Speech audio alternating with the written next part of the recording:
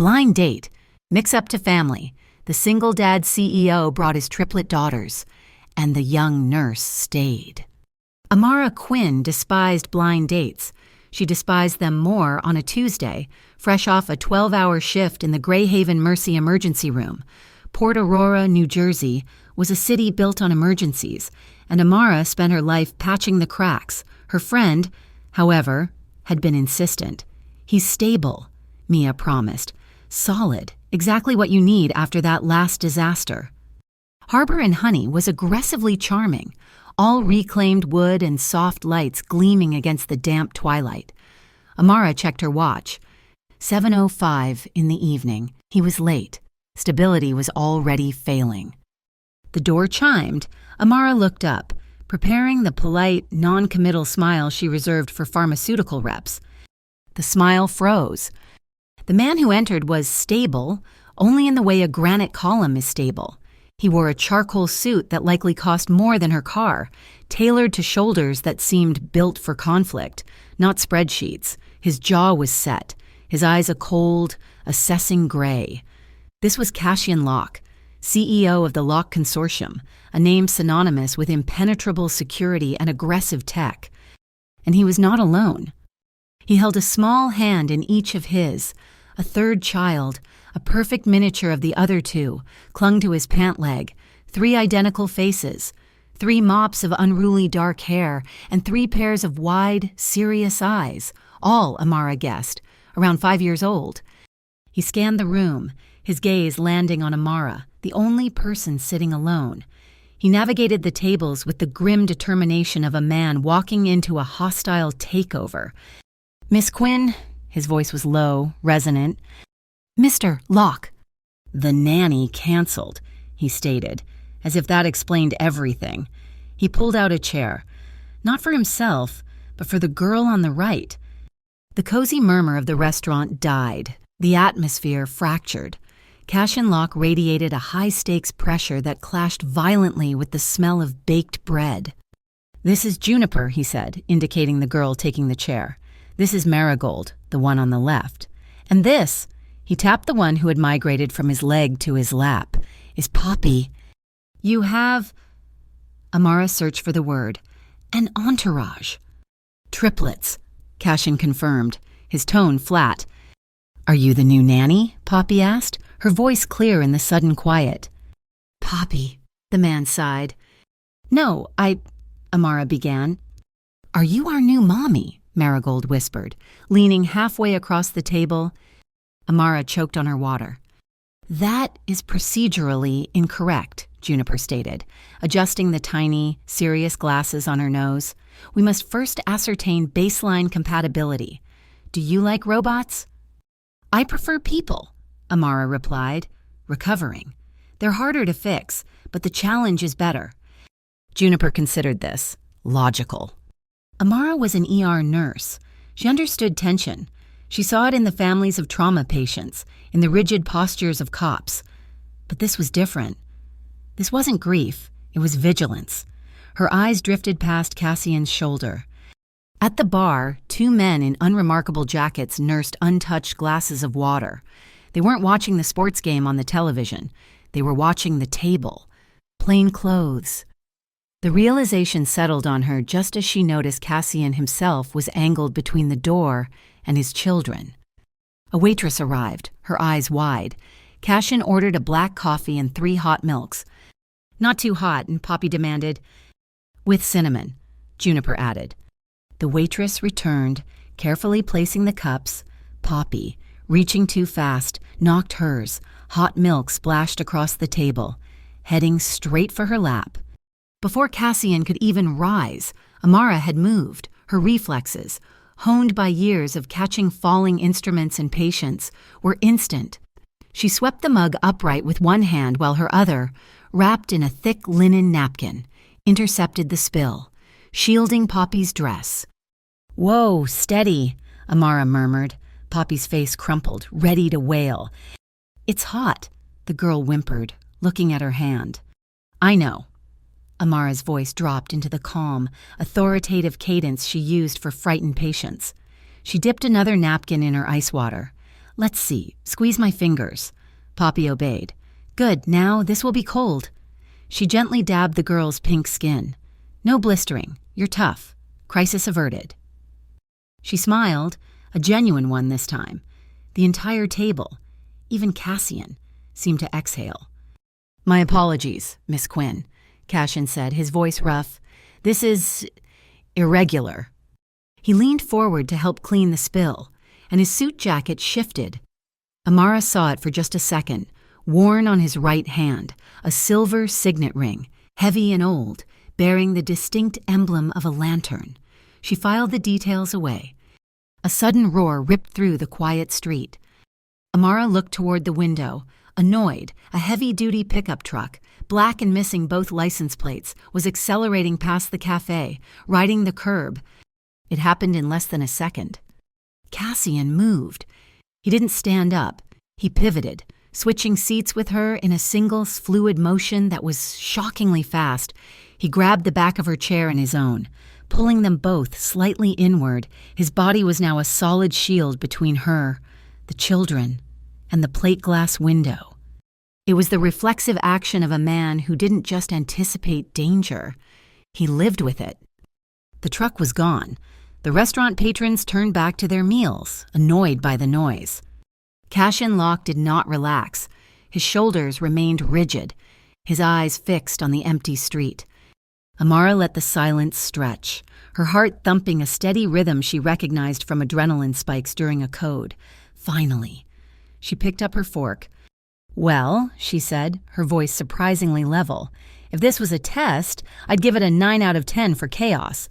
You only lose a point because the milk wasn't on fire. His gaze snapped back to her. The ice in his eyes thawed, just a fraction, replaced by weary surprise. I just hope, Cassian replied, his voice barely audible, that you don't run. They didn't stay long. Cassian paid the bill in cash, leaving a tip large enough to make the waitress blush. He bundled the girls into miniature coats with practiced, efficient hands. Amara stood, gathering her purse. This man was a fortress, and these 3 little girls were the treasure locked inside. As Cassian settled the check, Juniper tugged on Amara's sleeve. Yes. The little girl looked up, her expression intensely serious. Daddy tries, she whispered, pointing to her own hair, which was secured in a lopsided, failing ponytail. But he can't do the X-braid. Can you teach him how to do the X-braid? Amara looked from the girl's earnest face to the broad-shouldered man currently losing an argument with a sippy cup. Something in her chest, something she'd thought was too tired and cynical, shifted. Yeah, Amara said softly, I can teach him that. They walked to the door. Cassian held it open, the 2 men from the bar already outside, flanking the exit like bookends. Amara stepped into the cool Port Aurora night. As the family moved toward a black SUV that looked more like an armored transport, Amara paused. Her ER training was about observation. You learn to spot the details that do not fit. Across the street, partially hidden by a newsstand, a man in a dark hoodie was standing still. He was not waiting for a bus. He held a phone, angled not at the street, but directly at the Locke triplets as they were buckled into their seats. He snapped a picture. The small flash was almost invisible. Amara's instincts, the ones that told her when a patient was lying, when a domestic situation was about to turn violent, screamed. The man in the hoodie lowered his phone and melted back into the alley. She should have run. She should have gotten in her car, driven back to her quiet apartment, and blocked Mia's number. Cassian Locke was dangerous. His life was a minefield. Instead, she watched him finish checking the buckles, his hand brushing the silver lantern ring on his finger. Amara Quinn made a decision. She was not running. She was, for better or worse, walking straight into the chaos. The Tinker Yard was a symphony of chaos, smelling of sanitized plastic and popcorn. Children shrieked as they ran through exhibits on static electricity and miniature vortexes. It was, Amara thought, the exact opposite of Cassian Locke's armored SUV. Yet here he was, standing stiffly by the bubble wall, while Amara sat cross-legged on the floor, 3 identical faces staring at her raptly. "Okay," Amara said, her voice patient. "This is the X braid. You take this piece, cross it over, and tuck it under." Juniper, the analyst, watched with critical focus. Poppy, the tactile one, mimicked the movement on her own doll. Marigold, the dreamer, just watched Amara's face. "My turn," Poppy demanded, thrusting her doll forward. "Yours is next. Promise," Amara said, finishing Juniper's hair with a quick, neat tie. "Now, who wants to play little doctor?" A chorus of "me" erupted. Amara pulled a disposable penlight and a bright orange stethoscope, a pediatric model she kept in her work bag, and the game began. They listened to each other's hearts. Amara explaining the lub-dub sound, their serious expressions making her heart ache. Cassian watched from a few feet away. It was a paradox of fatherhood. He had 3 juice boxes, ready apple for Juniper, grape for Poppy, pear for Marigold. When the air conditioning kicked up, he retrieved 3 identical jean jackets from a backpack he carried, already knowing who would be cold first. His devotion was absolute, a meticulous, pre-calculated thing. But his eyes never stopped moving. He scanned every entrance, every adult who lingered too long, every stroller that passed. He was a man holding his breath, waiting for the other shoe to drop. When it was time to leave, Amara helped herd them toward the exit. Cassian unlocked the imposing black SUV, and she leaned in to help buckle Marigold. As she pulled the harness tight, her fingers brushed the interior padding of the child's seat. It was covered in soft, pink fabric, but underneath, her clinical touch detected something else. It was rigid, yet flexible, too thin for plastic, too hard for foam. She pressed lightly. It felt like the reinforced panels in the ER trauma bays. Her gaze met Cassian's over the roof of the car. He saw her realization, the question in her eyes. He shook his head almost imperceptibly. Thin Kevlar. He had his 5-year-old daughters in car seats lined with bulletproof material. The drive was quiet, the girls exhausted and drowsy. As they pulled up to Amara's apartment building, a small voice piped up from the back. "Amara, it was Marigold." "Yes, sweetie." "Can you stay until I sleep?" It was a simple question, weighted like an anchor. It was the kind of vulnerability that bypassed all defenses. Amara looked at Cassian, whose expression was guarded, but his grip on the steering wheel was white-knuckled. "I think," Amara said, her voice soft, "I can do that." Lockhouse was not a home. It was a statement. Perched on the wealthiest ridge overlooking Port Aurora, it was all glass, brushed steel, and severe angles, yet inside, the fortress quality was softened by the debris of childhood. Tiny shoes were piled by the door, and the vast industrial kitchen smelled of chicken nuggets. But the domesticity was a veneer. As Amara helped Cassian get the girls fed, she noted the vibration sensors on the immaculate floor-to-ceiling windows. A discreet camera lens, the size of a pinhead, was mounted in the corner of the kitchen, tracking their movements. Later, while Cassian read a story upstairs, Amara stood by the back glass, looking out at the manicured lawn. The yard was dark, the perimeter lights casting long shadows. A small, buzzing sound approached. A toy drone, its red and blue lights flashing, hovered near the patio. It looked like any expensive toy. Cassian came down the stairs, his footsteps silent. He saw the drone and his body tensed. He didn't rush. He walked to the window, his hand going to his phone. He tapped a few commands on his screen, and the drone simply powered down, dropping silently into the thick grass. His phone buzzed a second later. Amara saw the brief preview on his screen before he angled it away. "Sable Crown is sniffing." Cassian pocketed the phone, his face a mask of cold control. "New toy?" Amara asked, keeping her voice light.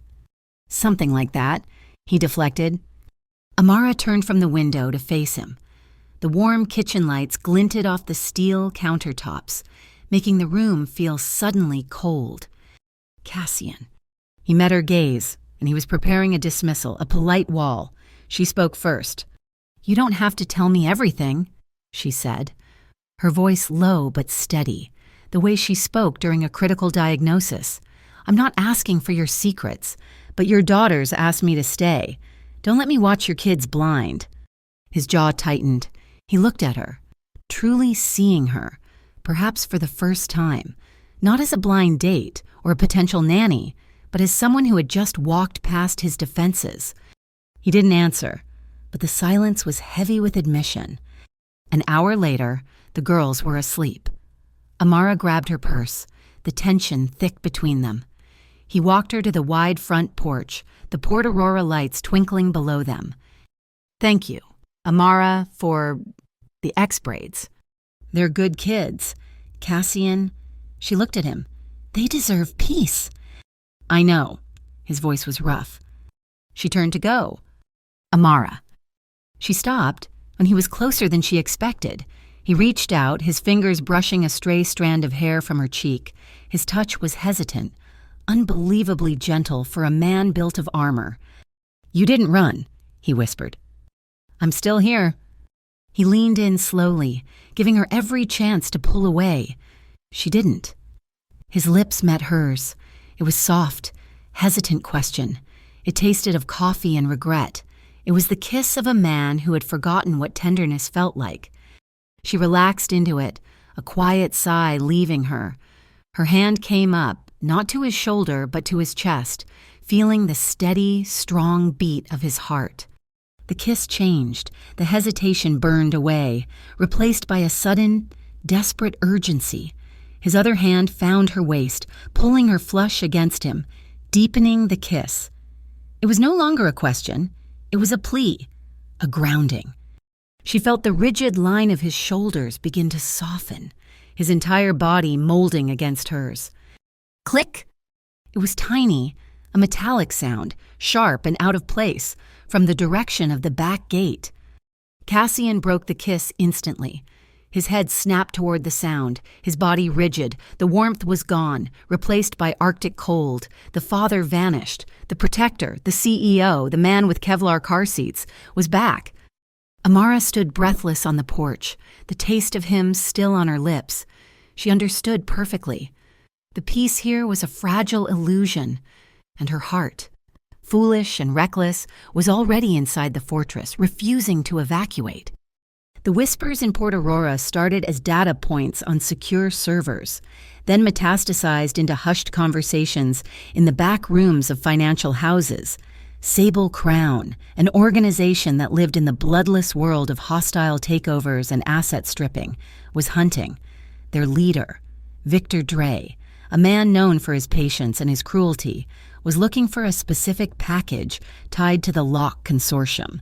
The consortium was clean, but the rumors suggested its foundations were not. Amara knew nothing of this. She knew the rhythm of the Greyhaven Mercy ER on a Friday night. It was 2 a.m, and she was stitching a drunk student's forehead when the paramedics rolled in a new trauma. He was a John Doe, found in an alley near the financial district. He wasn't mugged. His wallet was intact. He was beaten, but with a cold precision Amara recognized. Ribs were cracked, not shattered. His face was bruised, but his teeth were untouched. It was an interrogation. As she cleaned a gash on his temple, his eyes fluttered open. He was delirious, his gaze unfocused. They found the list," he rasped, his hand shooting out to grab her wrist. His grip was surprisingly strong. "You're safe," Amara said, her voice in the calm, neutral tone she used to de-escalate. "You're at Greyhaven Mercy." "No," he panicked, trying to sit up. Have to. The Lantern Court. They're supposed to protect." His eyes rolled back, and he lost consciousness. The name hit Amara like a jolt of electricity. Lantern, the emblem on Cassian's ring. She finished her shift as the sun rose, the name echoing in her head. Cassian was waiting for her, parked a block away in the same armored SUV. The sight of him, solid and imposing in the pale morning light, sent a wave of both comfort and dread through her. She got in, the exhaustion of her 12-hour shift settling deep in her bones. The inside of the truck smelled faintly of leather and his clean, sharp cologne. "Rough night?" he asked. I had a patient, and she said, cutting straight through the pleasantries. He was beaten. He was delirious, and he said a name. He said, the Lantern Court. Cassian's hands, resting on the steering wheel, tightened. He didn't look at her. He stared straight ahead, his profile rigid. Stay out of this, Amara. You kissed me, Cassian, she shot back, her voice low and sharp. You brought me to your home. Your daughters asked me to stay. I am in this. You put me here the moment those Kevlar car seats. He remained silent. So, I'm going to say this once. Amara continued, her pulse hammering. If you pull me into the dark, you'd better give me a lantern. What is it? He put the car in gear and pulled into the sparse morning traffic. He drove for several minutes, the silence stretching until it was brittle. The Lock Consortium is real, he finally said, his voice flat. It's my primary business. It's legitimate. It's also a cover. Amara waited, her hands clenched in her lap. The Lantern Court is an organization I inherited. It's old, very old. Its sole purpose is to operate outside the lines, to protect those the system fails.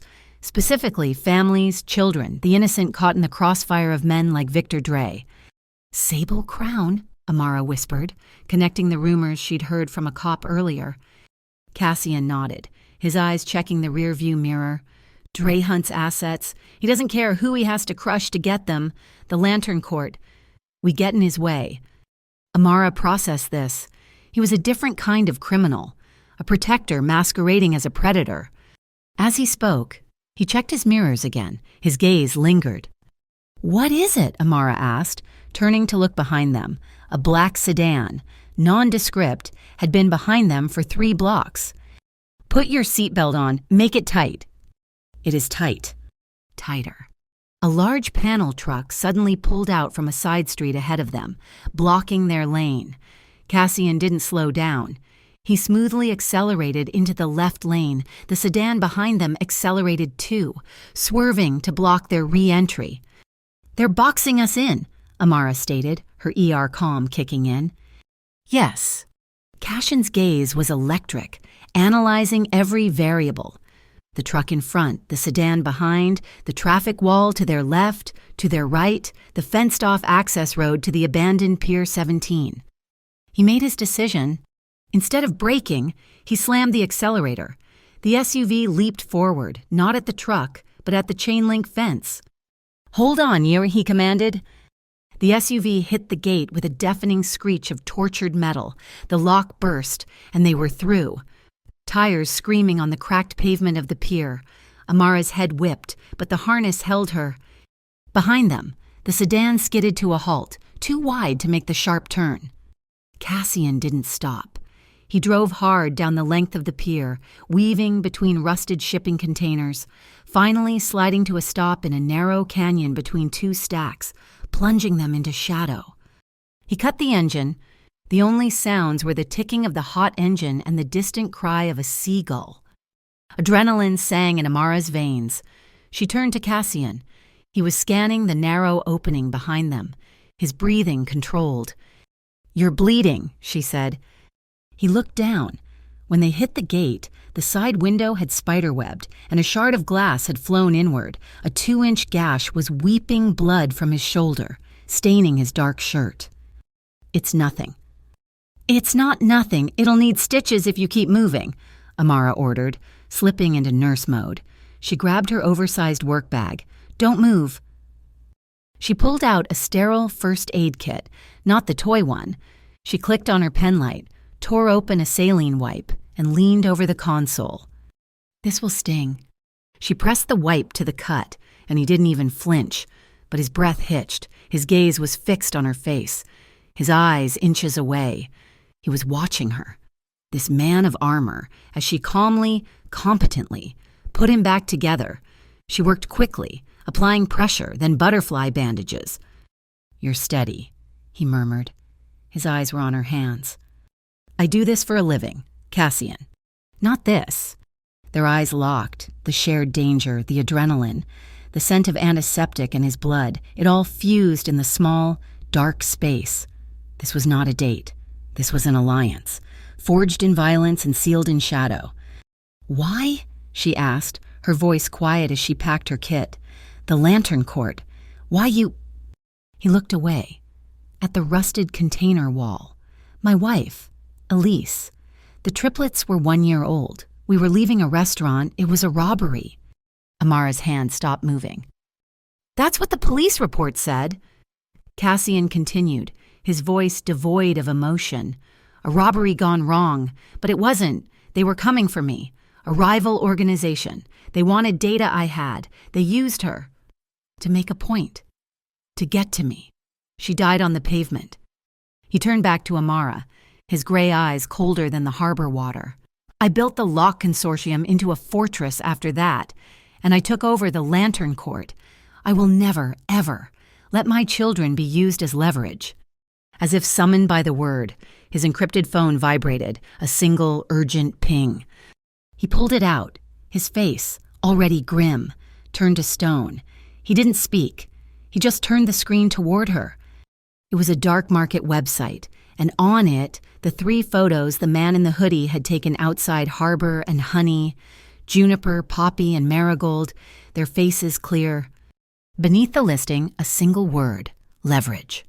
Cassian looked at Amara, the man who lost his wife gone, replaced by the leader of the Lantern Court. "We're done defending," he said, his voice a flat, deadly promise. "We're done waiting. We're going to hit them first." The storm hit Port Aurora just after midnight, a furious assault of horizontal rain and wind that screamed off the Atlantic. Inside Lock House, the lights flickered twice and died, plunging the home into a pressurized darkness before the emergency generators kicked in with a low, hydraulic hum. "System fault." Cassian's voice cut through the dark. "The primary security grid is cycling. Stay here." He was already moving, taking the stairs 2 at a time to the 3rd floor, which housed the attic. It was not an attic. It was the house's brain, a climate-controlled server room where his security network was physically housed. Amara was right behind him. "The girls," she said, her voice calm. "They're fine. The basement safe room is on an independent, isolated system. They're asleep." He tapped at a keyboard. The room was bathed in the red and amber glow of server lights. Rain hammered the reinforced skylight above them, a deafening, relentless drumbeat. A sharp buzz sounded from the door they had just entered. A heavy magnetic lock hissed shut. "What was that, Cassian swore, low and vicious. "The storm caused a power surge. The emergency protocol just sealed the server room to protect the hardware. We're locked in." "Locked in?" "It's a failsafe. The system has to reboot, check all parameters, and then it will release the locks. It could be an hour." He turned from the console. The man who managed global security networks was trapped by his own protocols. The roar of the storm was immense, isolating them from the rest of the house, from the world. They were suspended in the noise, in the amber light. "You're shaking," Amara observed. "I'm cold," he deflected, rubbing his arms. "No, you're not." She stepped closer. "You're afraid. I saw your face at the pier. When you saw the pictures of your daughters on that website." "Fear is a tactical liability," he stated, his voice flat. "Stop." Amara's voice was soft, but it cut through his defense. "You are not a machine, Cassian. You're a man. You're allowed to be terrified." He turned away, pacing the narrow space between the server racks. "When Elise died," he said, his voice tight, "I failed. I wasn't fast enough. I wasn't smart enough. I let them use her." He stopped, facing the wall. "I promised myself, never again, but they're right." "What are they right about?" "Leverage." He turned back to her, his eyes hollowed by the shadows. "They know I have a weakness. 3 of them, and now there is a 4th. Her breath hitched. "Me." "You?" The rain seemed to grow louder, filling the silence. "I'm afraid, too," she whispered. Her hands clenched at her sides. "I work in an ER. I've had scalpels pulled on me. I've treated gunshot wounds while the shooter was still in the building. I know what chaos looks like." "That's not what you're afraid of," he said, reading her. "No." She looked at him, her gaze unwavering. "I'm afraid of loving a man who will always be on the edge of a war. I'm afraid of getting the call that you're the one in the trauma bay this time. I'm afraid of how much it will destroy me." He crossed the 2 feet of space between them. The air was charged, thick with the smell of ozone from the storm and the heat radiating from the machines. He stopped, his body held in perfect, rigid control. He didn't touch her, but she could feel the heat rolling off him. "You should run, Amara," he breathed. "I should make you run." "I can't." His hand came up, slow, deliberate. He didn't touch her skin. His fingers hovered, tracing the line of her jaw, a breath away. It was a question, asked in the most agonizingly restrained way. She gave her answer. She leaned forward that fractional inch, closing the distance, pressing her cheek into his palm. A shudder went through him. His eyes closed for a second, a look of profound relief, before they opened and fixed on hers. His other hand came up, cupping her face, his thumb stroking the adrenaline from her skin. He leaned in, and his lips met hers. It was not the desperate, brief kiss from the porch. This was slow, deep, and searching. It was a kiss of shared fear, of shared burdens. It was the taste of coffee, and steel, and the storm. Amara's hand slid up his chest, her fingers curling into his shirt. She pulled him closer, her body arching into his, answering his desperate restraint with her own rising need. This was not just a kiss, it was an anchor. His lips left hers, trailing fire along her jawline. He buried his face in the curve of her neck, his breathing ragged. "You," he whispered against her skin, "are a complication I cannot afford." "Too bad," she whispered back, her fingers tangling in his hair. He kissed her throat, finding the pulse that hammered there, and a low sound vibrated in his chest. Her head fell back. He was a man of absolute control, and she could feel him fighting that control, his grip on her waist tightening until it was almost painful. Her jacket was in the way. His was a fortress. With mutual, fumbling urgency, they were shrugged off, falling to the cold floor. The warm amber light of the servers caught the sheen of rain on his hair and the pale skin of her shoulders. He kissed the spot on her shoulder, a deep, possessive brand. He pulled back just enough to look at her, his forehead resting against hers. Their breathing was unified, harsh and fast. He didn't speak, he just looked, his eyes asking the final question. Amara nodded, her hands sliding from his shoulders to frame his face. They sank onto the low utility bench by the wall, a tangle of limbs and quiet whispers. He wrapped her in his arms, shielding her from the cold of the room as the storm raged outside, a mirror to the tempest they had finally unleashed within. Hours later, the storm had gentled, replaced by a steady, soothing rain. The world outside was washed clean. Amara lay beside him on the bench, her head on his chest, his arms locked around her. The server fans hummed, a low, constant presence. "I have not," he murmured into her hair, his voice thick, "felt safe in 4 years. She tilted her head back to look at him. "My entire life is a fortress. Amara, concrete, steel, firewalls, encryption, every bit of it is designed to keep the world out." He paused, his hand tracing her shoulder, his fingers finding the strap of her shirt. "None of it works, it's just armor." He shifted, his gaze finding hers in the dim light. "You are the safest place I have ever been." Tears welled in her eyes, for him, for the girls, for the tragedy that had built him. She lifted her hand, her fingers finding the faint, pale line of an old scar near his collarbone, a relic of a life before her. She traced it, a silent promise. She was not leaving. She was not running. He grasped her hand, bringing it to his lips, just as a sharp, digital chirp echoed from the console. The change was instant. Cassian was off the bench, pulling his clothes on in a single, fluid motion. The lever was gone. The leader of the Lantern Court was back, his eyes cold and assessing. He scanned the monitor bank, which was now fully restored. "What is it?" Amara asked, pulling her jacket back on, her heart suddenly cold.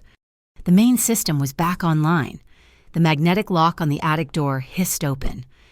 "Downstairs," he said, his voice flat. "Living room. A window sensor just tripped."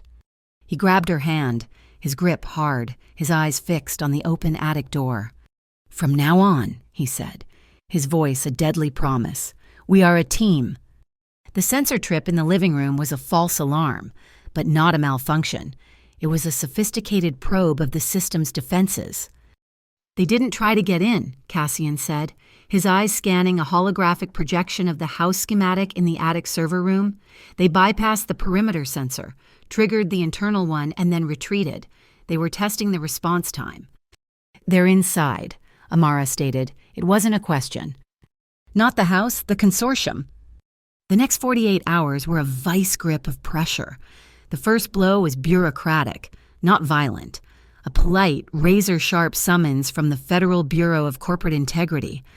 The FBCI was a new, obscure agency with massive, undefined powers. Their agent, a man named Alden Price, was all polished shoes and ambiguous smiles. He met Cassian in the Locke Consortium boardroom, the vast glass table reflecting the gray Port Aurora sky. Mr. Locke," Price said, his voice smooth. "We're looking into certain irregularities in your offshore procurement chains. Sable Crown is a name that keeps popping up. We're hoping you might want to cooperate to clarify your position." It was a threat wrapped in a request. Price didn't have proof of the Lantern Court, but he was sniffing the money trail that funded it. Cassian now had two fronts, Victor Dre in the shadows and Alden Price in the light. "I have my team," Cassian told Amara later that night, back in the server room. "Bodyguards, analysts, financial experts, but they're all part of the machine. I need someone outside of it. I need your eyes." "My eyes?" "You're a diagnostician," he said, pulling up a chair for her. "You don't just see the wound, you see the symptom. You find the detail that doesn't fit." He projected a feed from the executive strategy meeting 2 days prior. The sensor probe was activated with a high-level override code. Only 5 people in the company have it. I am one. The other 4 are in this room. Amara watched the silent footage. 4 executives around the table, all focused, professional. Then her eyes settled on one. Lyra Voss, the chief operating officer, a woman with dark, severe hair and a reputation for ruthless efficiency. Lyra was brilliant. She was also the only one in the room showing a tell. "Her bracelet," Amara said, pointing. Cassian zoomed in. Lyra wore a sleek, modern bangle of brushed silver. Throughout the meeting, her left thumb was absently stroking it, twisting it on her wrist. "She's checking her watch," Cassian asked. "No," Amara said, leaning closer. "Look at her fingers. She's not just touching it, she's tapping. It's a pattern." Cassian's face darkened. He rewound the footage, his own fingers flying across a keyboard, running an analysis. "It's not jewelry," he said, his voice flat. "It's a custom haptic device, a micro-nano transmitter. She's been broadcasting data packets from my boardroom for 6 months. Lyra Voss, the mole. The one who had fed Sable Crown the data. The one who had likely commissioned the photos of his daughters." "Well, we can't just take her," Cassian said, the cold, calculating fury returning. "She's embedded. Her network is buried deep in the financial servers. If we grab her, she has a dead man's switch that will either crash the company or expose the court." "So, we feed her," Amara said, the idea forming as she spoke. "A reverse heist, we give her something big enough for her to bite, something that leads to Victor Dre." "A honeypot," Cassian agreed. "We plan a file detailing a transfer, something she'd want to steal. But it has to be planted from inside the system, or she'll know it's a trap." Amara reasoned, "and she's monitoring all network activity." A solution presented itself, born of Amara's world, not his. "The main server room," Amara said, looking around the attic. "Where is the executive medical kit kept?" "In the storage closet, right there," Cassian pointed. It needs an inspection," Amara said, a faint smile touching her lips. "I've seen the logs. It's 6 months out of compliance for its AED battery check. I'll go in as a medical contractor." The next evening, Amara Quinn walked through the lobby of the Lock Consortium. She wore plain gray scrubs, her hair in a tight bun, and a borrowed ID badge that read Greyhaven Medical Services. Her heart hammered a frantic rhythm against her ribs, but her hands, resting on the handle of the medical cart, were rock solid. She took the executive elevator to the top floor. She nodded politely to the security desk, her expression bored and professional. "Here for the AED inspection on the server floor," she said. The guard grunted, checking his list. "Go ahead." The server room was cold and loud. She pushed her cart to the medical cabinet. Her back was to the room's only camera. She opened the steel cabinet, her body shielding her movements. With one hand, she checked the date on a defibrillator pack. With the other, she pulled a slim, black USB drive from her pocket. Her fingers found the secure diagnostic port on the server rack beside her. She slid it home. A tiny green light flashed. Her heart was in her throat. She counted 1, 2, 3. She pulled the drive, dropped it back into her pocket, signed the inspection clipboard, and walked out of the room. The bait was set. That night, they waited. They sat in Cashin's SUV on a bluff overlooking the industrial flats of Port Aurora. The air in the cab was thick with anticipation. At 2:07 in the morning, Cashin's laptop pinged. "She's moving," he said. "The bracelet is active." He launched a drone, a silent, dragonfly-sized device that vanished into the night sky. "She's not going to the office. She's heading for the warehouses on the water." The signal led them to Warehouse 6, a derelict, rusting structure at the end of a pier. Cassian landed the drone on a high rafter, activating the thermal camera. The world below turned into a ghostly play of heat. Lyra Voss's warm orange signature entered the warehouse, her movements quick and nervous. She was alone. "Where is he?" Amara whispered. "Wait." A minute later, a heavy truck, its engine cold, rolled to a stop outside. A man got out. His thermal signature was tall, broad-shouldered. He walked into the warehouse, and the two figures met. Lyra handed him a data drive. The man turned, walking back toward the truck, his face briefly angled toward the drone. The thermal camera was good, but Cassian's facial recognition software was better. It matched the image. Victor Dre.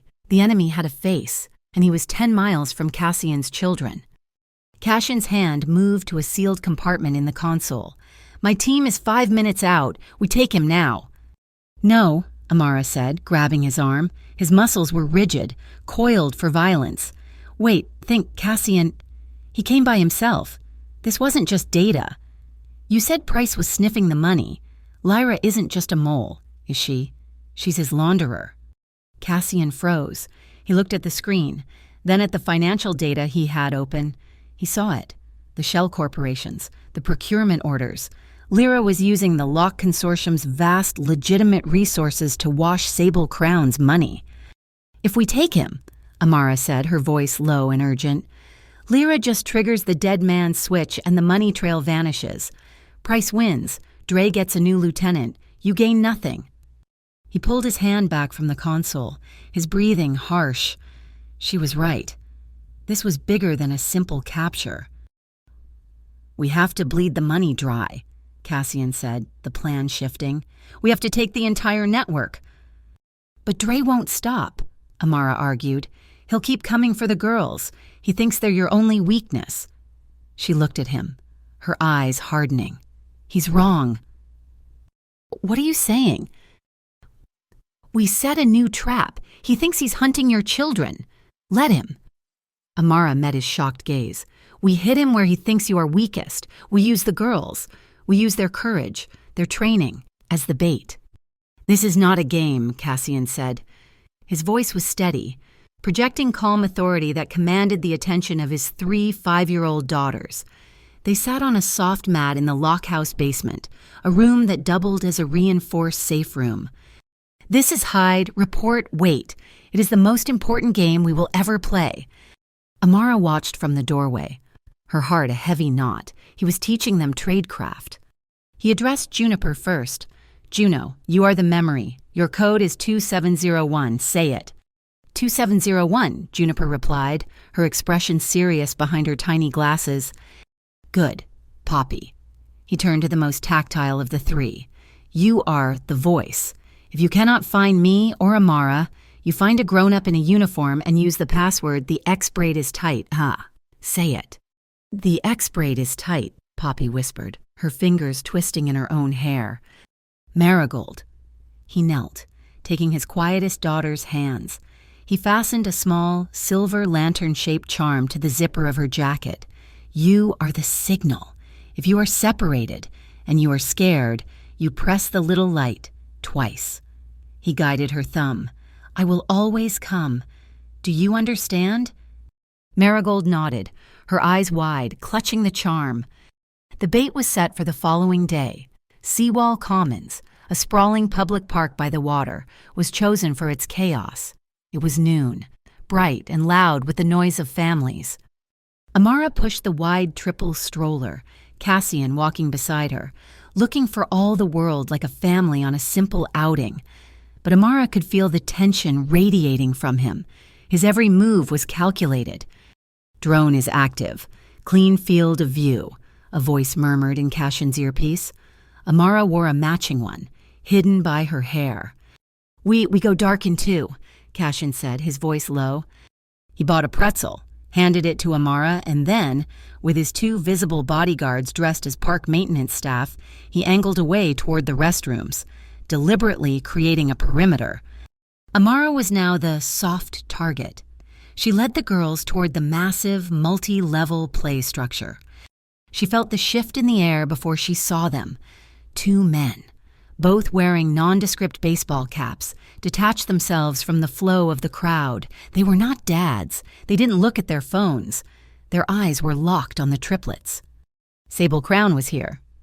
Okay, team, Amara said, her voice impossibly bright, forcing a smile. Who wants to climb the giant spiral? The girls shrieked with excitement and ran ahead. The 2 men quickened their pace. Amara moved with the girls, herding them toward the main structure. The men were splitting up, one going left, one right, a classic pincer movement. They intended to grab the girls as they came down the slide. Amara's eyes scanned the structure. The main slide was a long, enclosed tube, a bumble coil. It had a blind spot. New game, Amara called out, her heart hammering. The coil is full of bees. We have to hide in the hive. She ushered them up the ramp, away from the slide entrance, and into the central, multi-level maze of the structure. It was a warren of tunnels and platforms. Amara, those men are playing too, Juniper whispered, her voice tight with an observation that was too astute for her age. I know, sweetie. We're just better at hiding. She saw one of the men enter the structure below. He was climbing, his heavy footsteps thudding on the wood. Cassian, they're in the hive. She whispered into her mic. Central structure. He's ascending. I see him. Cassian's voice was ice. Hold your position. Expose him. The man appeared on the platform below them. Amara made eye contact. He smiled, a thin, predatory expression, and started climbing the ladder toward them. Suddenly, a deafening electronic shriek pierced the air. It wasn't an alarm, but a high-decibel security whistle. Park security, Cassian's voice boomed, amplified, cutting through the playground noise. He was driving a white park utility cart, its hazard lights flashing, speeding across the grass. We have unauthorized adults in the children's play area. Secure the exits. The man froze. His cover was gone. Parents were grabbing their children, staring at him. He was exposed, he swore, dropped from the platform, and landed hard on the wood chips. His partner, who had been guarding the slide, was already running. They sprinted for the street. Cassian's maintenance men moved to intercept, tackling the first man with practiced, brutal efficiency. The second one disappeared into the crowd. Let's go, Amara said, scooping up Marigold and grabbing the other 2 by the hand. She ran from the structure, meeting Cassian at the SUV. As he threw the doors open, a black sedan, sleek and official, pulled up, blocking their path. The door opened, and Agent Alden Price stepped out, his suit impossibly crisp. Mr. Locke, Amara. He nodded, his smile thin. I was just in the area when I heard a disturbance. It seems you've had a run-in with some known associates of Victor Dre. He was too fast, too close, too convenient. My team handled a security threat, Cashin said, his voice cold as he buckled Juniper. So I see. Price's gaze lingered on the triplets, then on Amara. The FBCI is very interested in building a case against Sable Crown.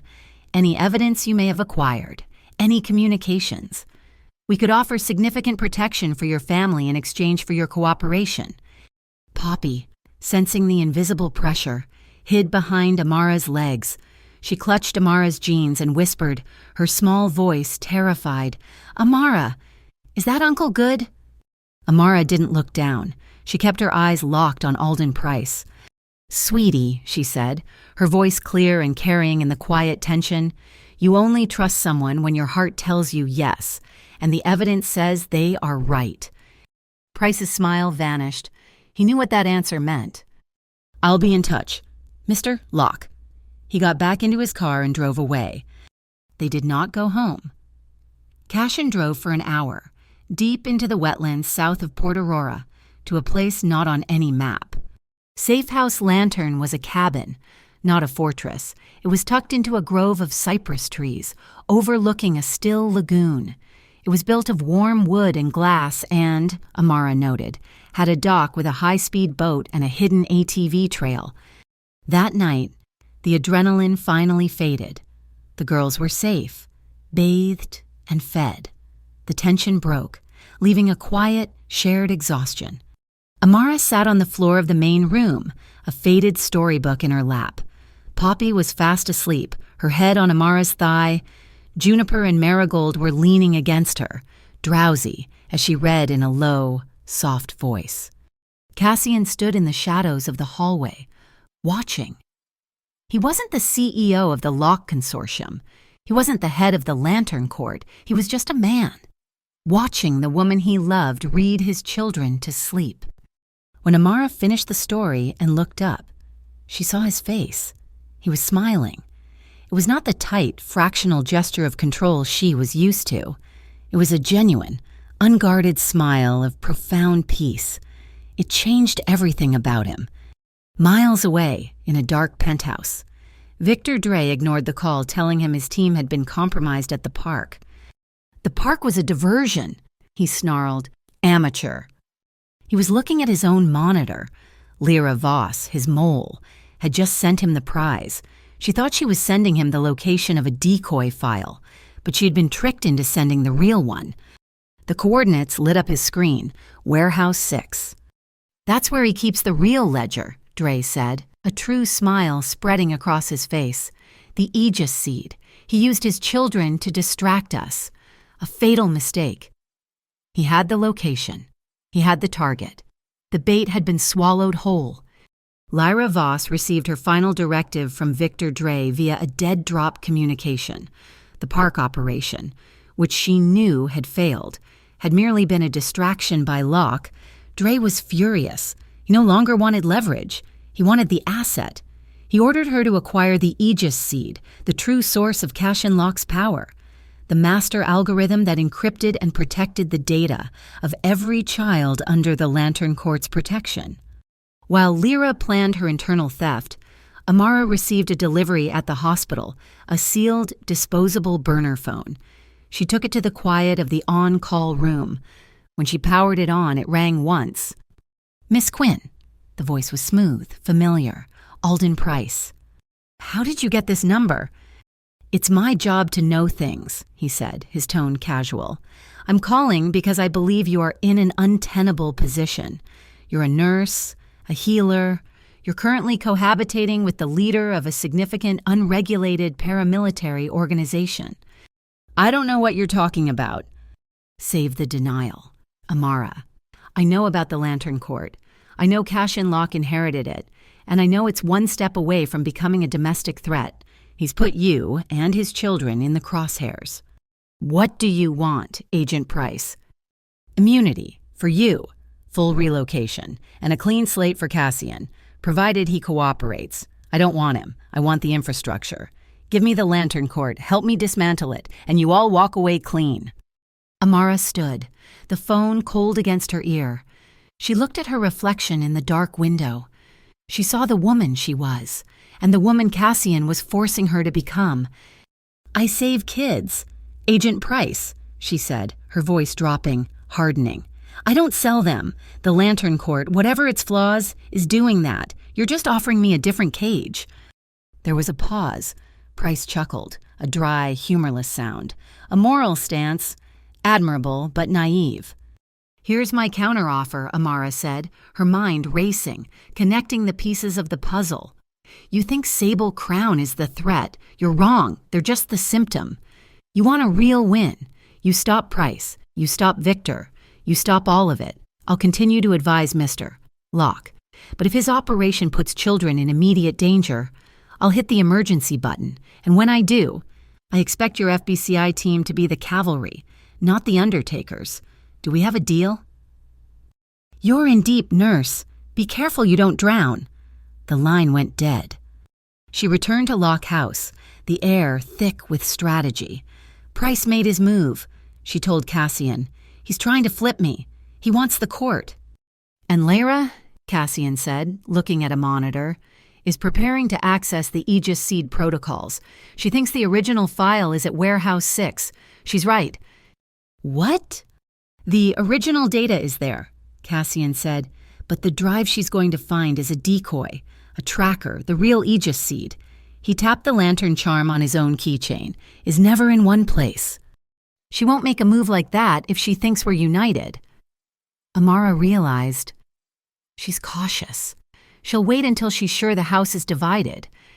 "Then," Cassian said, his eyes turning to the nearest security camera, "we give her what she wants to see." They moved to the main study, a room Cassian knew Lyra monitored through his own desktop interface. He closed the door. "You're a liability!" Cassian's voice was sharp, loud enough to carry. "A liability!" Amara's voice was a shocked hiss. "I'm the one who spotted the trap at the park. I'm the one Price is trying to flip." "Exactly," he roared. "Price sees you as a weak point. Dre sees you as leverage. You being here is endangering my children. You're compromised. Amara, your proximity is the threat." "You bastard," she whispered, and the tears in her eyes were almost real. "You pulled me into this. You put your hands on me. You made me love you.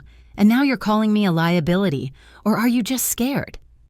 "But get out," he said, his voice dropping to a deadly, cold flatline. "Pack your bag. I'm moving my family to the safe house. You are not coming. We are done." He threw the study door open. Amara stumbled out, her face pale, her hand covering her mouth. Upstairs, in the hallway, the door to the triplets' room was cracked open. Juniper was watching, her small face stricken, tears welling in her glasses. She had heard everything. Amara saw her. Her heart broke. She paused at the base of the stairs, her back to Cassian in the study. She looked up at Juniper, put a hand over her own heart, and whispered, just loud enough for the girl to hear. "The lantern stays lit," she said, her voice thick, "even when the door is closed." Juniper's eyes widened. She slowly, deliberately nodded. She understood. It was a play. She wiped her tears, closed the door, and went to comfort her sisters. Amara left the house. Lyra Voss, monitoring Cassian's desktop feed, saw the entire exchange. She saw Amara leave. She saw Cassian cut Amara's security clearance from the system. The house was divided. The target was isolated. It was time to move. Warehouse 6 was cold, smelling of rust and salt water. Cassian and Amara lay prone in the darkness of a raised shipping container, its doors open a crack, giving them a perfect sniper's view of the warehouse floor. They had been there for 3 hours. "She's here," Cassian whispered. Lyra Voss moved through the darkness, her steps quick, illuminated by her phone. She went to a loose floor panel, entered a code, and pulled out a heavy, waterproof case. She opened it. Inside sat a single black hard drive, the decoy. She smiled, a thin, triumphant expression. She pulled out her own phone. "Dre, I have it. The Aegis Seed. I'm at the warehouse. Send the transport." Good, a voice crackled back. We're 2 minutes out. Cassian checked his sidearm.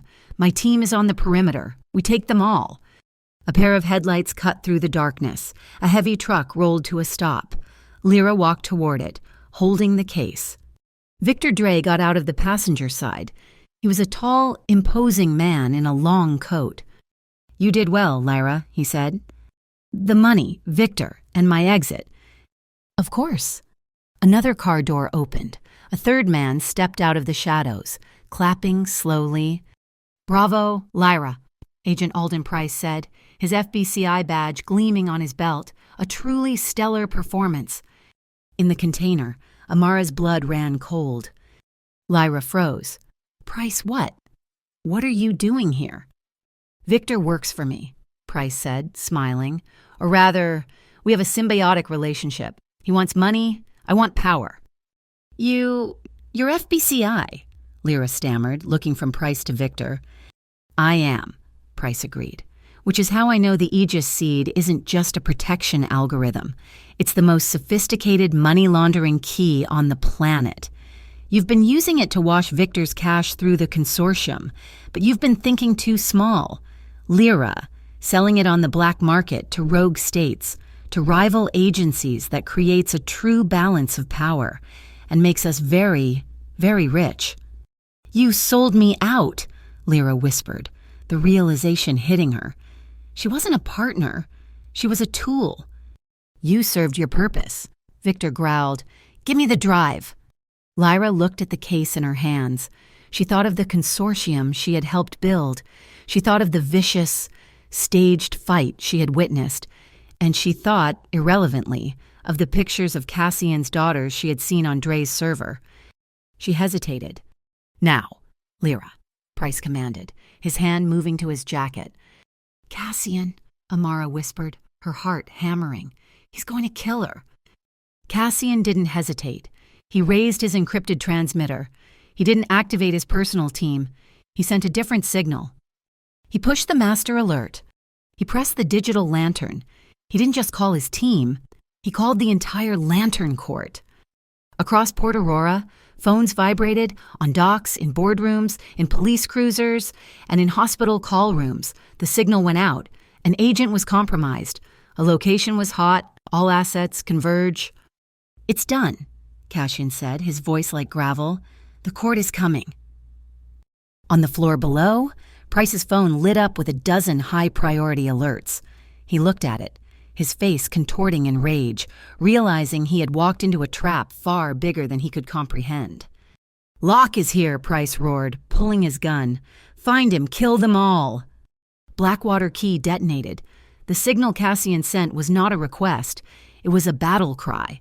From 3 separate access roads, headlights flared to life, flooding the container yard. The lantern court had arrived, not as a scalpel, but as a sledgehammer. They used 2 heavy-haul trucks to blockade the main pier entrance, turning the stacks of steel containers into an inescapable maze. Sable Crown's men, caught between the federal agent who had just betrayed them and the army now sealing their exit, opened fire. The air filled with the sharp crack of rifles. Alden Price, realizing his operation was collapsing, roared in fury. He pulled his sidearm and fired 3 shots straight into the air. FBCI, he yelled, creating a smokescreen of authority. Hostile engagement, all units, we are under fire from an unknown tactical team. He was trying to turn the battle into a jurisdictional nightmare, to escape in the ensuing chaos. Cassian and Amara dropped from the lip of the container, landing hard on the asphalt. The air was alive with the whine of ricochets. This way, Cassian grabbed her hand, pulling her toward the cover of the main warehouse. But Amara's eyes caught movement. A forklift, its engine running, was rolling aimlessly after its driver had fled. It bumped a stack of pallets, pinning a young security guard against a concrete barrier. The man screamed, his leg trapped by the heavy chassis. Cassian, that man is trapped. We don't have time, Cassian yelled, tugging her. She ripped her hand from his grasp. I do. She sprinted, instinct overpowering fear. She ignored the gunfire, vaulted into the forklift's cab, and slammed her hands onto the controls. They were greasy and heavy, but her mind was clear. She jammed the machine into gear and yanked the hydraulic lever. The fork screeched and jumped, the engine groaned, and the machine lurched forward 2 feet, freeing the man. He scrambled away, his eyes wide with disbelief. Amara didn't wait. She leaped from the cab and ran, diving behind a concrete barrier where Cassian was laying down cover fire. "Dre went inside," Cassian shouted. "The cold storage unit." He ran for the open bay door. Victor Dre, seeing his land exits cut, had retreated into the most defensible position he could find. Cassian followed him in, Amara right behind him. The environment shifted instantly. The sound of gunfire was muffled, replaced by the heavy hum of industrial freezers. The air was a dead, biting cold, filled with rolling clouds of white mist. The only light came from dim, red emergency bulbs, painting the steel shelves in blood. "You let your sentiment make you sloppy. Lock." Victor's voice echoed from the fog. "Bringing her. Thinking of those brats. It rots the mind." "You put my daughter's faces on the dark web." Cassian's voice was a low growl, advancing into the mist. "This isn't business. This is a blood debt." He saw the glint of steel. Victor lunged, not with a gun, but with a long, thin ice pick. Cassian parried with his firearm, the metal scraping with a sound that set Amara's teeth on edge. It was a brutal, close-quarters fight, 2 shadows clashing in the frozen fog. The warehouse door flew open. Lyra Voss ran in, her face pale. She saw Amara. Price. He was using me. She shoved something small and hard into Amara's hand. It was not the drive from the case. It was a tiny, silver charm, identical to the lantern on Cassian's keychain. "The case is the decoy," Lyra panted, her eyes wild. This is the real Aegis seed, the master key. I duplicated it a week ago. I choose the children." Before Amara could even process the betrayal, a new sound cut through the air. It was not a gunshot, it was a child's scream. Amara's heart stopped. She spun around. Somehow, by some horrific, impossible twist of fate, Victor Dre was not alone. He had burst from a side exit of the freezer, bypassing Cassian, and found them. He had Marigold. He held the small girl in a brutal grip, his arm locked across her chest, a gun pressed to her head. Juniper and Poppy stood 10 feet away, frozen in pure terror. Alden Price was at the pier's edge, frantically starting the engine of a sleek, black speedboat. "Drop your weapon, Locke!" Victor roared, backing toward the boat. Cassian emerged from the freezer's mist, his gun raised. He froze. The color drained from his face. "No, please," Amara stepped forward, her hands raised. "Please, let her go." "Shut up, nurse!" Price screamed from the boat. "Look at her!" Amara yelled, her ER training surfacing through the panic. She saw not just the gun, but the environment. She's 5. She's not wearing a coat, the wind chill on this water. She's already blue. She's in hypothermia. You're holding a dead asset. Victor. Her motor skills will fail.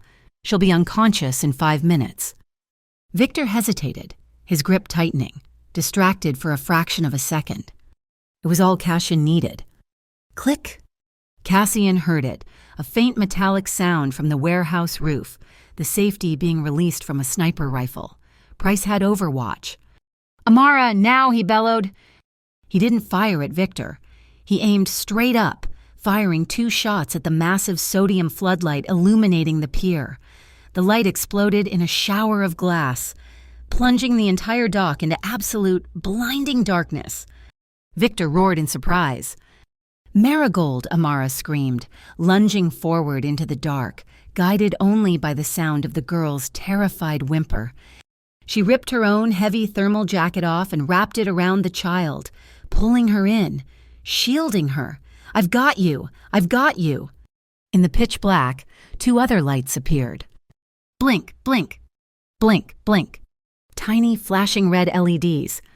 Juniper and Poppy, trembling but disciplined, had activated their lantern charms. They were the signal. They were the target identification.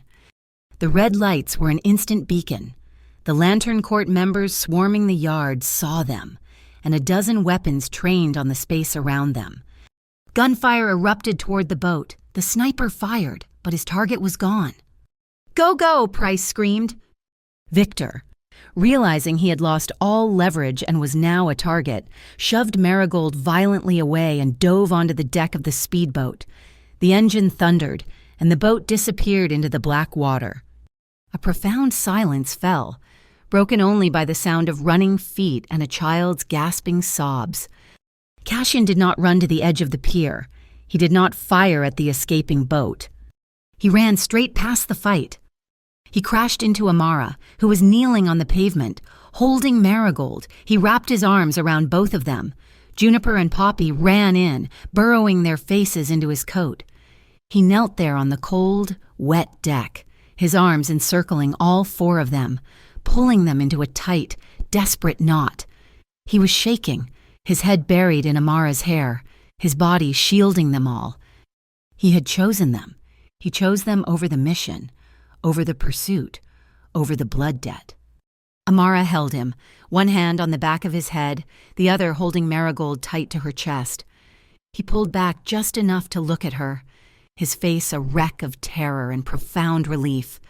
She met his gaze, the flashing red lights of the lantern charms painting streaks on their faces. "We're still a team," she whispered, her voice hoarse. He nodded, his throat too tight to speak, and held them. For 72 hours, Port Aurora felt like a lung holding its breath. The chaos at Blackwater Key had been scrubbed by Cassian's cleanup teams. The local news fed a story about a contained chemical spill, but the city's underworld was vibrating. The Lantern Court was tightening its net, a silent, city-wide manhunt. But Victor Dre and Alden Price had vanished as if the black water of the harbor had swallowed them. Lockhouse was compromised. The safe house cabin was known. Amara made the call. "We can't stay where they expect," she told Cassian. She moved him and the triplets not to a fortress of steel, but to a place of utter normalcy. The Inn of Seven Lamps was a secret known only to the court's oldest members, to the world. It was a quiet, century-old tea shop in the historic district, smelling perpetually of jasmine and oolong. Their rooms were above the shop, accessible only through a hidden pantry door. The walls were paper, not concrete. Its defense was anonymity. That night, the tension of the impending finale was unbearable. Cassian stood by the small attic window, a ghost staring at the rain-slicked street. Amara came to him. "We don't know what tomorrow is," she said softly, "so we have to claim tonight." She had found a spool of simple red thread in a sewing kit. "Girls," she called softly, "we need witnesses." Juniper, Poppy, and Marigold, looking sleepy in their matching pajamas, gathered around. They watched, their eyes wide in the lamplight, as Amara looped the thread around Cassian's ring finger, then her own. She tied a simple, strong knot, pulling it tight. It was not a legal document. It was a field dressing, a battlefield commission. "It's a promise," Amara whispered, looking only at him, the scent of jasmine tea rising from the shop below. "I stay. Whatever comes, I stay." Cassian's hand was shaking. He looked at the fragile red thread, somehow more binding than any steel, and then at her. "I stay," he echoed, his voice rough with an emotion he no longer bothered to hide. "Kiss you have to kiss," Poppy chanted, breaking the tension. Cassian smiled, a real, unguarded smile, and cupped Amara's face. He kissed his wife. The triplets applauded, their claps soft in the quiet room. Later, long after the girls were asleep in the adjoining room, the adrenaline of the past 3 days finally gave way to something deeper. The storm in the attic had been a desperate discovery. This was a deliberate claiming. They lay in the small bed under the eaves, the rain tapping gently on the roof. Amara placed her hand flat against his chest, right over his heart. She just held it there, feeling the steady, strong beat. "It's slowing down," she whispered. "It's been hammering since the pier." He covered her hand with his own, pressing it harder against him. "It's because you're here." He turned, his body fitting against hers, a perfect, protective weight. He kissed her. It was not the desperate, frantic kiss of the addict. This was slow, deep, and measured. It was a kiss of gratitude, of ownership, of profound, aching relief. It was a long, shared breath, a silent conversation. His lips were soft, moving over hers with an exhausted tenderness. She threaded her fingers into his hair, holding him, her own breath matching his. Inhale for exhale. They didn't need the fire. They had the warmth. "I dream of pancakes," she murmured against his mouth. He pulled back, his brow furrowing in confusion. "What?" "Simple things," she clarified, her eyes tracing his face in the dark. "I want to make breakfast for the girls. Lumpy pancakes that they'll complain about. I want to braid their hair, badly. I want to wake up and not hear sirens." He closed his eyes, his expression pained by the sheer simplicity of it. "Maple Hollow," he whispered. "What's that?" "It's a house. I bought it before, upstate. Just land, really. I was building our dream house, a place with no sensors, no safe rooms, just windows." He kissed her forehead, a brand of his promise. "We will have pancakes at Maple Hollow." But the morning brought the return of the cold reality. The hunt was still on. Cassian sat at the small desk before dawn, writing. He was not a man who left things to chance. He folded the single sheet of paper and found Juniper, who was always the first one awake, reading a book by her nightlight. He knelt. "Juno, you remember the lantern bear?" It was her favorite, a scruffy teddy with one button eye, left over from his own childhood. She nodded. "This letter," he said, his voice low, "is the most important secret, more important than the X-braid. It goes inside the bear, in the hidden pocket. Only you know. Not me, not Amara, just you. You guard it until I ask for it, or if I can't." Juniper, understanding the weight, nodded solemnly. She took the letter, unzipped the hidden seam in the bear's back, and tucked it deep inside. The twist was now hidden. The next move came from Lyra Voss. She was at an undisclosed court location, cooperating fully. "They'll be desperate," Lyra said over a secure line. "Price is dirty, and Victor is exposed. They'll try to recoup their losses. They still think the Aegis seat is in play." "They think you have the decoy drive," Cassian said. "Let me be the bait," Lyra offered. "Let me reactivate our dead drop. I'll send them coordinates to a new handoff, a place we control." Cassian agreed, the location Nightglass Lagoon, a desolate, marshy area perfect for an ambush. While Cassian planned the assault, Amara planned the escape. She took the girls to the small, walled garden behind the tea shop. "New signal," she said, her voice bright. "This one is the seagull." She held her hand flat, fingers extended, thumb tucked. "It means fly away. If you see me do this, you don't wait. You don't hide. You run to the pantry door. You lock it. Understood." "The seagull," Poppy repeated, practicing. "Fly away." The air was thick with the feeling of an ending. Cassian approached Amara just as he was leaving to command the operation. He pressed a small burner phone into her hand. "This is a one-time use," he said. "It only calls one number. My transport pilot." "Cassian, don't—" "Listen to me." He gripped her shoulders, his eyes fierce. "If this goes bad, if you hear that Lyra is compromised, or that I am, you don't wait for Price. You don't call the FBCI. You press this button. You take my children, and you go to Maple Hollow. The pilot knows the way. You don't look back." She looked at the phone. It was his last will and testament, his ultimate act of trust. "I'm not going anywhere," she said, her voice low. "This isn't for you. It's for them."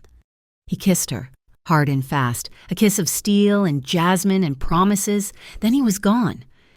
Amara stood in the quiet tea shop, the phone heavy in her hand, the atmosphere ripe for the final battle.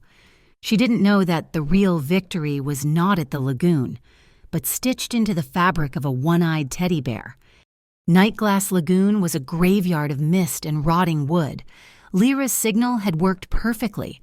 Victor Dre and Alden Price, along with a small, desperate team, walked straight into the kill box.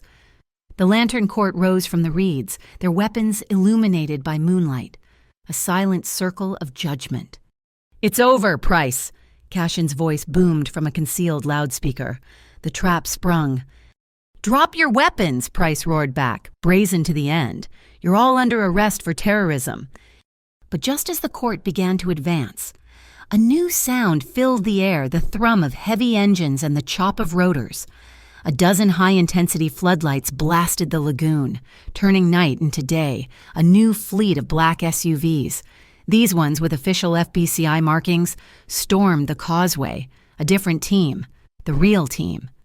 A woman with silver hair and a severe bun, wearing a vest marked Commander, stepped out. "Federal Bureau of Corporate Integrity, drop your weapons, all of you." A three-way standoff, the Lantern Court, Sable Crown, and the legitimate FBCI, all in a deadly triangle. Alden Price laughed, a raw, triumphant sound. He pointed, not at Victor, but straight at Cassian as he emerged from the shadows. "Commander Dane, thank God, that man, Cassian Locke, is the ringleader. He's the one laundering the money. He's the one behind all of it. The evidence is on him."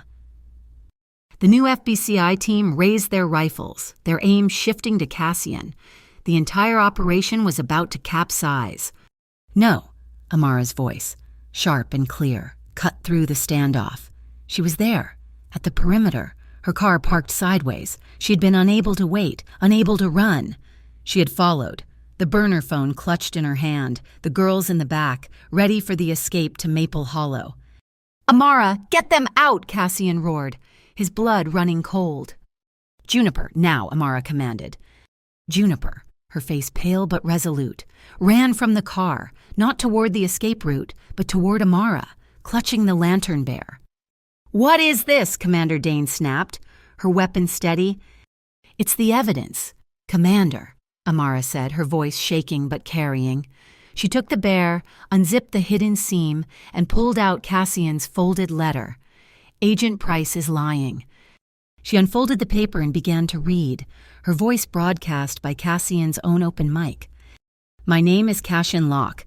If this is being read, I am either dead or compromised. It is not a confession, it is a testament." Price's face went white.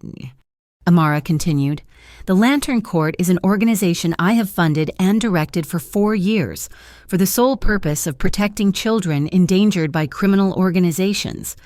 I have operated outside the law, a fact I do not deny, but I have done so to save lives the system could not.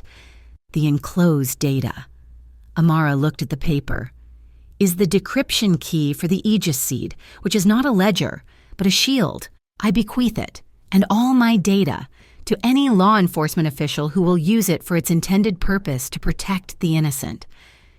As Amara spoke, Commander Dane's wrist-mounted device pinged. "Commander," an analyst's voice said in her ear, "we are receiving a massive data dump from a cooperating witness.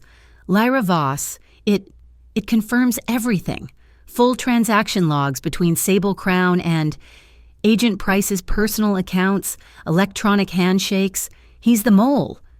The truth, delivered from 2 directions, landed with the force of a physical blow." Commander Dane's gaze shifted, cold as ice, to Price. "Alden, you are relieved." "No," Victor Dre, seeing his world end, made his last, desperate move. He was not a man, but a cornered animal. He raised a pistol, not at the agents, but at the one person who had caused it all. He fired at Amara. It happened in an instant.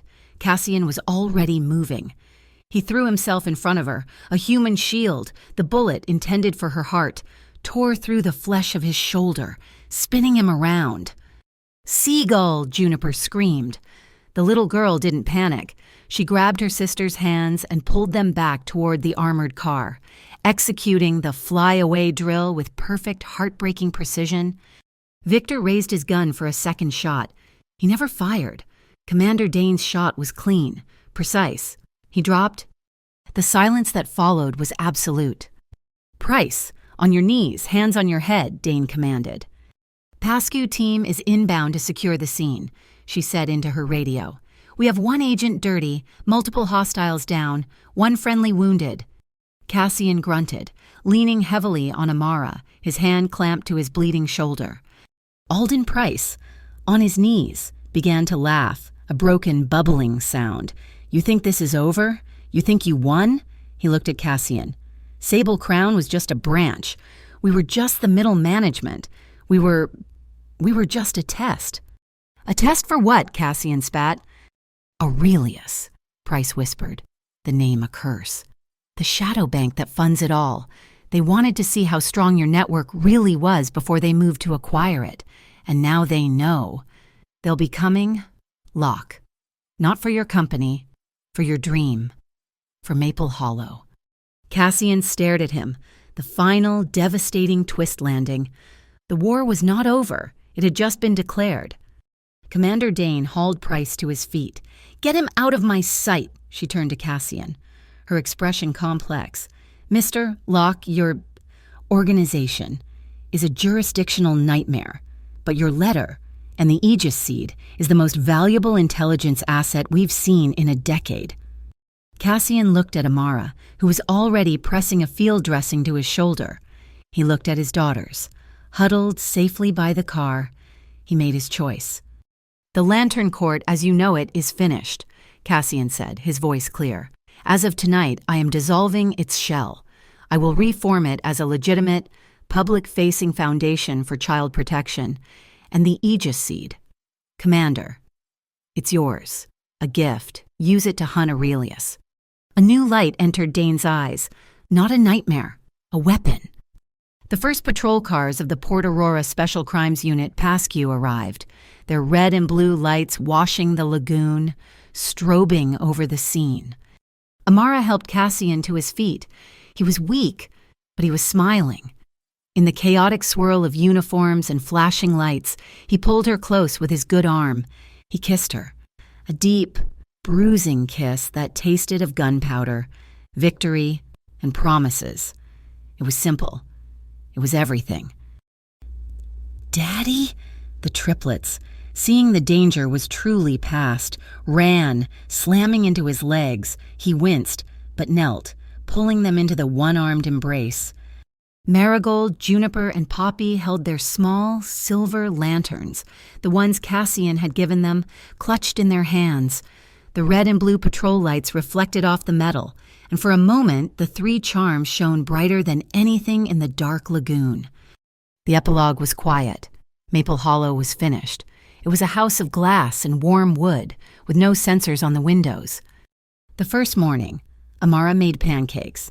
They were lumpy. The girls complained, laughing. Cassian sat at the table, his arm in a sling, watching, his face a study in profound, terrified peace. He tied 3 perfect, if slightly crooked, X-braids. It was a fortress. But the war was not over. It was just a new chapter. In Cassian's new study, where a bay window overlooked a peaceful valley. One wall was not for books. It was a map of the Aurelius Shadow Bank, its tendrils reaching across the globe.